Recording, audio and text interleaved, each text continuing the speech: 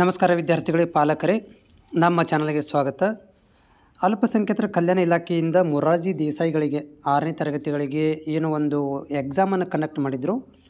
All over ಕರ್ನಾಟಕದಲ್ಲಿ common entrance ಎಕ್ಸಾಮನ್ನು conduct ಮಾಡಿದರು. So ಅದರ ಒಂದು ರಿಸಲ್ಟ್ ಅಪ್ಡೇಟ್ಗಳನ್ನು ಮಾಡೋದೊಂದು ಬಾಕಿ ಇದೆ. ಬಟ್ ಏನಂತಂದರೆ ನಿಮ್ಮ ಒಂದು ರಿಸಲ್ಟ್ಗಳನ್ನು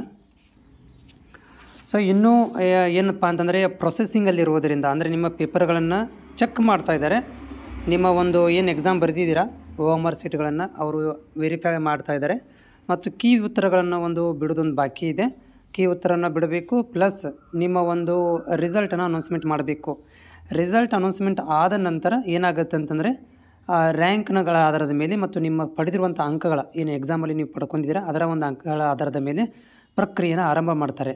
ಬಟ್ ಹೊಸ ಸ್ಕೆಡ್ಯೂಲನ್ನು ಇನ್ನೂವರೆಗೆ ಬಿಟ್ಟಿಲ್ಲ. ಯಾಕಂತಂದರೆ ಈಗ ರಿಸಲ್ಟ್ ಬಂದ ಮೇಲೆ ಸ್ಕೆಡ್ಯೂಲನ್ನು ರಿಲೀಸ್ ಮಾಡ್ತೀವಿ ಅಂತ ಹೇಳಿದ್ದಾರೆ.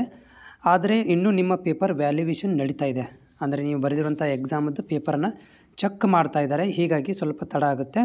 ತಡ ಅಂತಂದರೂ ಕೂಡ ಈ ಮಂತ್ ಕೊನೆಯ ವಾರ ತನಕ ನಿಮ್ಮಗಳಿಗೆ ಮಾಹಿತಿ ಬರ್ಬೋದು. ಯಾಕಂದರೆ ಪೇಪರ್ ವ್ಯಾಲ್ಯುವೇಷನನ್ನು ನಡೀತಾ ಇರೋದರಿಂದ ನಿಮ್ಮ ಒಂದು ರಿಸಲ್ಟ್ ಕೂಡ ಲೇಟ್ ಆಗುವಂಥ ಸಾಧ್ಯತೆ ಇದೆ.